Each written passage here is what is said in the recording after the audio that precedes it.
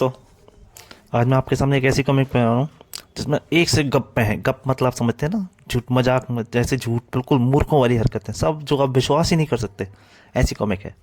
और देखेंगे ना आपको पक्का हंसी छूटेगी। तो उस कॉमिक का नाम है गप्पी राम और मूर्खानंद।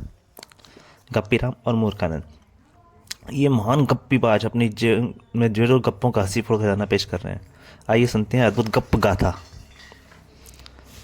गप्पी राम और मूर्खानंद। प्राचीन काल की बात है। गप्पिस्तान नगर में दो मशहूर पहलवान रहते थे। एक का नाम था हीरा और दूसरे का मोती। एक दिन एक दिन मुझे मोती से कुश्ती लड़कर देखना चाहिए कि वह बड़ा बड़ा पहलवान है या मैं हूँ। हीरा पहलवान तुरंत मोती पहलवान की तलाश में चल पड़ा। आज मोती का घमंड चकनाचूर कर दूंगा। चलते चलते दोपहर हो गई। अब तो जोर की भूख लगी है, यह खाने को क्या मिलेगा। तभी, कोई मदद करो, मेरी गाड़ी दलदल में फंस गई है। हीरा उसकी मदद कर, मैं भी तुम्हारी गाड़ी बाहर निकाल देता हूँ। भरों में क्या है, शक्कर और सत्तू। आहा, मजा आ जाएगा। हीरा ने कमाल कर दिखाया। धन्यवाद, तुमने मुझे भारी मुसीबत से बचा लिया। सिर्फ धन्यवाद से काम नहीं बनेगा। हीरा ने सभी बोरे पानी में पलट दिए। अरे अरे, यह क्या कर रहे हो भाई। और देखते ही देखते हीरा सभी सत्तू और शक्कर चट कर गया। हाय हाय, मैं लुट गया।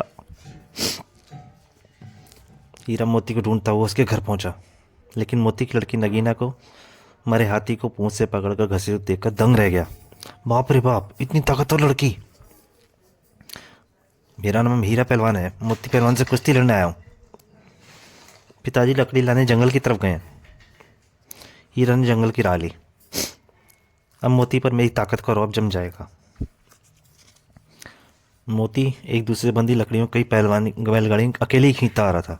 लगता है मोती पहलवान मुझसे ज़्यादा ताकतवर है। आओ हीरा पहलवान आओ, मैं तुमसे कुश्ती लड़ना चाहता हूँ। ज़रूर लड़ूंगा, लेकिन हार जीत का फैसला करने के लिए हमारे बीच कोई तीसरा होना चाहिए। उसी समय एक बुढ़िया आती हुई दिखाई पड़ती है। माँ, हम दोनों कुश्ती लड़ते हैं, तुम हमारी हार जीत का फैसला कर दो। मुझे फुर्सत नहीं, मेरा बेटा 50 ऊँटों को लेकर चराने के लिए गया है। मैं उसके लिए रोटी लेकर जा रही हूँ। लड़ना है तो मेरी हथेली पर लड़ लो। क्या कहा, तुम हमारा वजन हथेली पर संभाल सकोगी। हाँ हाँ, आ जाओ, एक हाथ पर। मोती, नहीं नहीं ना, आप रहने दो। मोती कहता, हीरा चलो आओ मेरे घर चलो, तब तक मैं तुम्हें घर लेके चलता हूँ। तभी एक चील आती है और बुढ़िया की गट्टी लेकर उड़ जाती है। राजा की बेटी अपने महल की छत पर देखा। ओहो, जरा सी चील और इतनी बड़ी गठरी। राजकुमारी ने चील को लक्ष्य कर एक पत्थर मारा। नीली गठरी सहित राजकुमारी के सिर पर आ गिरी। इतनी बड़ी गठरी और फूल सा वजन, माँ देखो तो क्या है इसमें। माँ ने ऊँटों की गठरी अपनी कांख में छिपा ली। माँ, तब तक बुढ़िया और उसका बेटा ढूंढते हुए थे। माँ, ऊँटों की गठरी थी महल की छत पर गिरी है। महाराज जी, मेहरबानी करके हमारी ऊँटों की गठरी दे दीजिए, वरना हम भूखों मर जाएंगे। रानू ने ऊँटों की गठरी वापस कर दी। अगर मेरी बेटी को चोट लग जाती तो मैं ऊँट जब्त कर लेती। बुढ़िया के बेटे को फटकार सुनाई। चल निकम्मे, अब तुझे बैल की जगह कोलू में जोत दूंगी।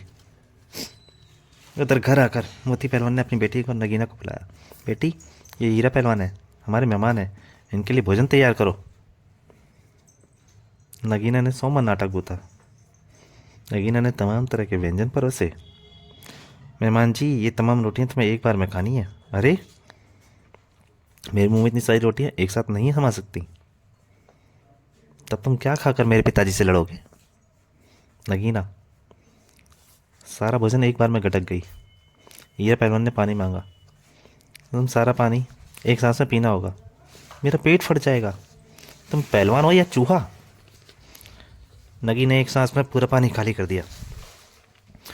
अभी मैं 10 घड़े और पानी पी सकती हूँ। क्यों हीरा पहलवान, कुश्ती कब लड़ोगे। हम दोस्त हैं, दोस्त आपस में लड़ा नहीं करते।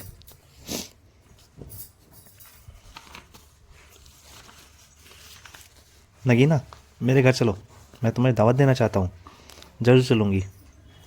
अगर तुम मुझे भरपेट ना खिला सके तो तुम्हें मेरा गुलाम बनना पड़ेगा। मंजूर है। ठहरो, मैं अपना घर अपने साथ ले चलूँगी।